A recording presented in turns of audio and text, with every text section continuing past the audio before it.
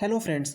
तो हम लोग sources of ancient Indian history के बारे में बात कर रहे थे और हम लोग इसमें तीन तरीके के सोर्सेज को डिस्कस कर लिए थे। इसमें से हमारे दो तरीके पहले ही हम डिस्कस कर लिए थे, जो कि थे हमारे आर्कोलॉजिकल सोर्सेज और लिटरेरी सोर्सेज, यानी कि पुरातात्विक साक्ष्य और साहित्यिक साक्ष्य।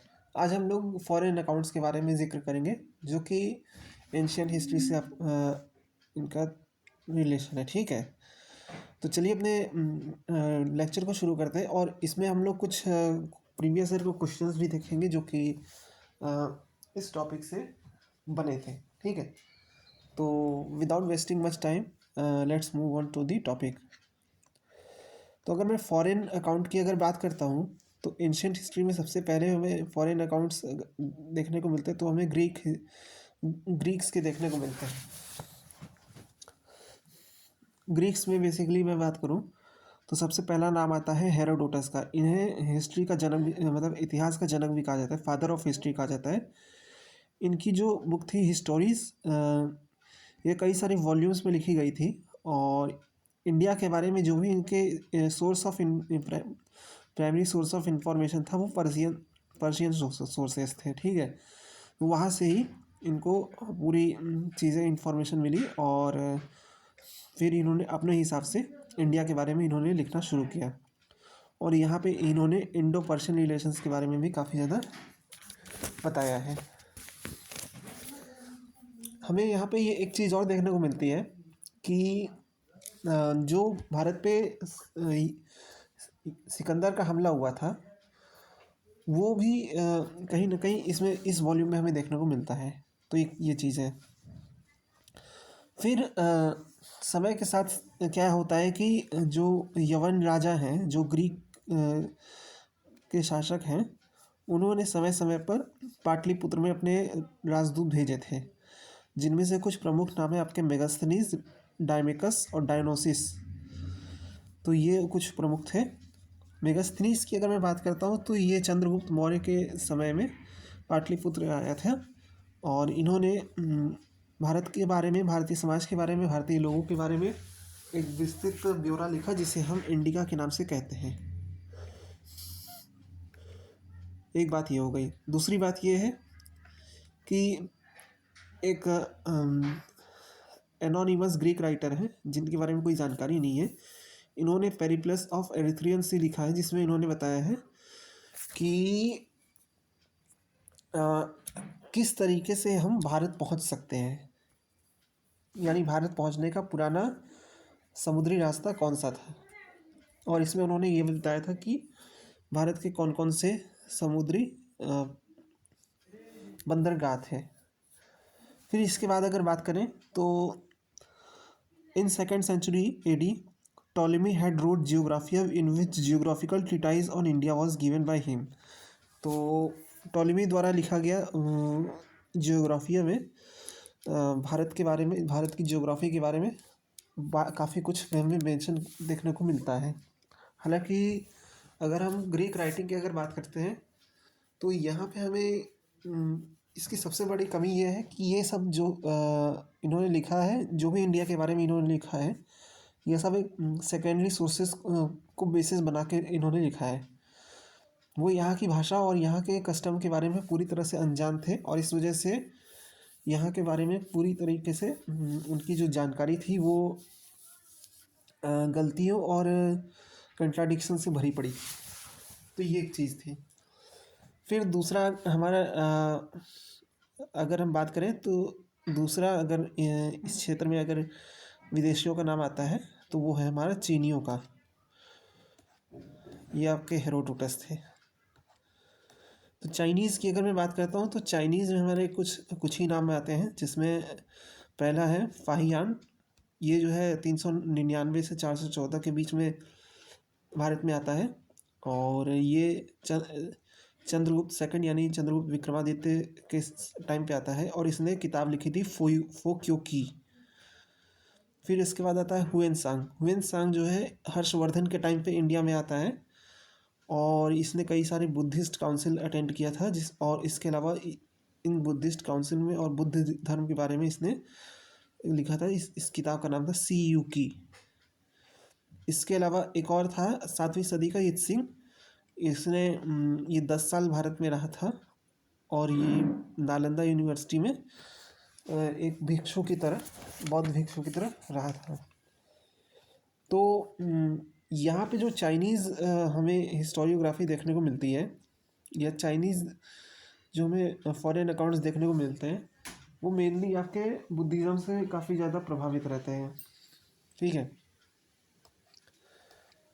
ये आपका है फाहियान और ये आपका हुएनसांग।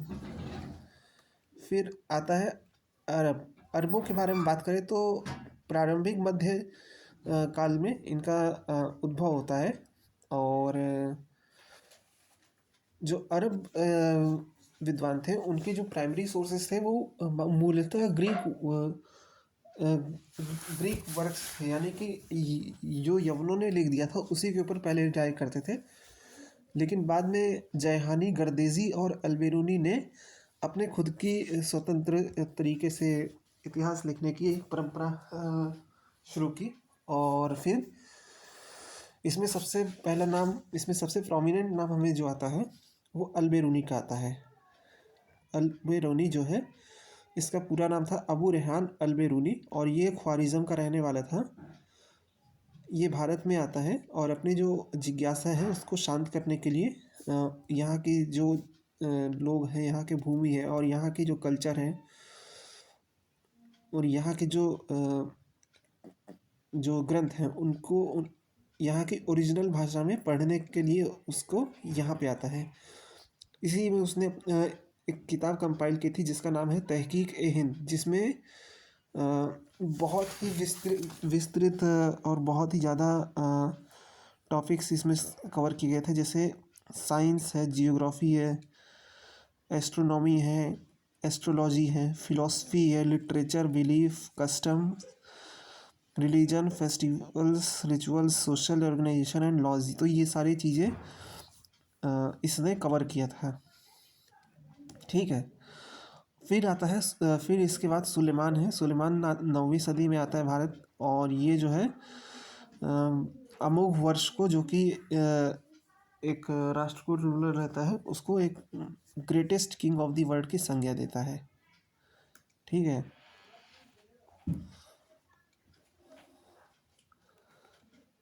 अब हम कुछ प्रीवियस ईयर के क्वेश्चन को हम डिस्कस करने जा रहे हैं। तो हमारा ये sources of ancient Indian history का टॉपिक ख़त्म हो गया है। अब हम कुछ प्रीवियस ईयर क्वेश्चन को देखने जा रहे हैं। तो पहला क्वेश्चन है, the account of great flood in which divine fish has been described as rescuing Manu occurs in. तो इसका सही आंसर क्या है? ऋग्वेद है, वात्स्ययनी संहिता है, शतपथ ब्राह्मण है या ऐत्रेय ब्राह्मण है। तो इसका जो सही आंसर है आपका जो देखने को मिलता है वो इसका है सी।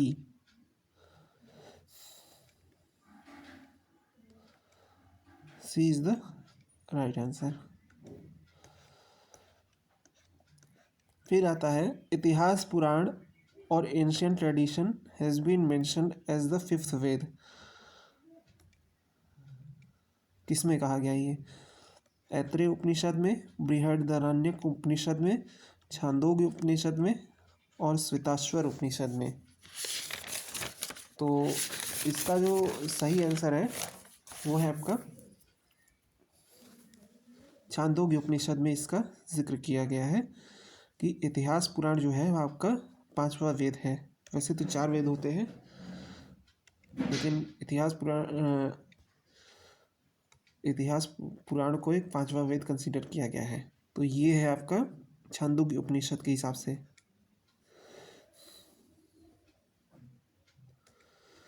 फिर आता है, which Upanishad describe the philosophical dialogue between Yajnavalkya and Maitreyi. Maitreyi और याज्ञवल्क के बीच में दार्शनिक जो संवाद होता है उसका जिक्र हमें कहाँ देखने को मिलता है? बृहदारण्यक, श्वेताश्वर, छांदोग्य और कौस्तुकी।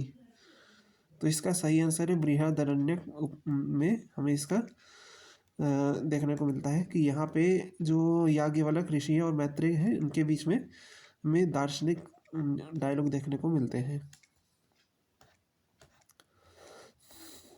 फिर आता है which of the following work gives a glimpse of ancient court, ancient Indian court. तो इसमें से कौन सा ऐसा है, कौन सा ऐसा नाटक है या कौन सी ऐसी रचना है जिससे हमें भारत के प्राचीन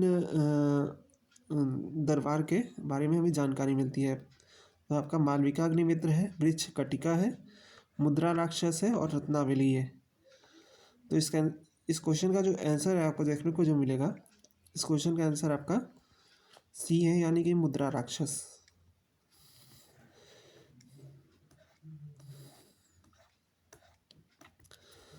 अब इसमें हमें ये बताना है कि कौन सा इसमें करेक्टली मैच्ड नहीं है। तो करेक्टली मैच नहीं है मतलब कौन सा इसमें कौन सा युग्म गलत है। ठीक है, पहला है नरम मल्ला क्षेमेंद्र, रत्नावली हर्ष, प्रतिमा नाटकम भाष और मालती माधव भारवी। तो इसका जो सही आंसर आपको देखने को मिलता है वो है आपका Malati Madhav Bhairavi. D is the right answer. फिर आता है इनमें से कौन सा कवि खुद को कलिकाल वाल्मीकि कहता है? भवभूति, कालिदास, राजशेखर और संध्याकर नंदी। तो इस क्वेश्चन का जो सही आंसर हमें देखने को मिलता है वो आपका डी है।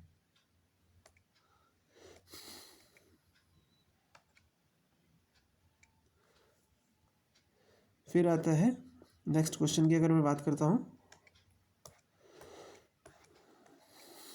तो यहाँ पे कौन सा इसमें करेक्टली मैच्ड नहीं है, मतलब हमें मैच द फॉलोइंग करना है। तो जूनागढ़ है, कुमारगुप्त, मंदसौर, अशोका, जौगढ़, रुद्रदामन और महरौली चंद्रगुप्त।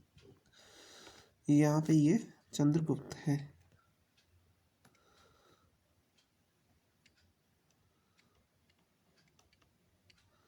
ठीक है, तो खैर मैं आता हूँ इस पे। तो कौन कौन सा करेक्टली मैच्ड नहीं है,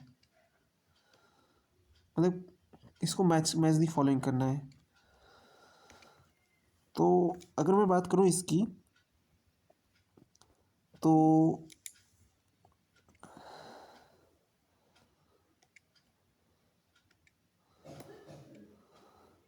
ओके, तो जूनागढ़ का इंस्क्रिप्शन आपको पता होगा कि ये रुद्रदामन से रिलेटेड है, तो इसका हो जाएगा 3।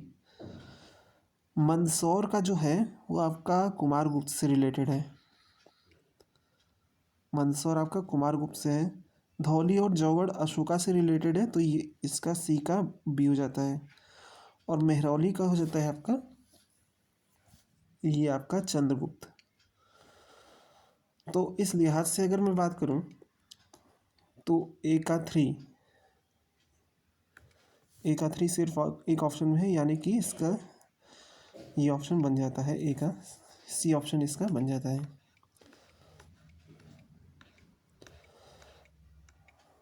अब हमें इसका देखना है 8वें क्वेश्चन का कि हमें इसमें करेक्ट कोड निकालना है कि कौन सा इसमें करेक्ट कोड है। ठीक है, पहला स्टेटमेंट है पेरिप्लस ऑफ एरिथ्रियन सी के बारे में कि Colchi, Kamara and Poduca were the south Indian ports.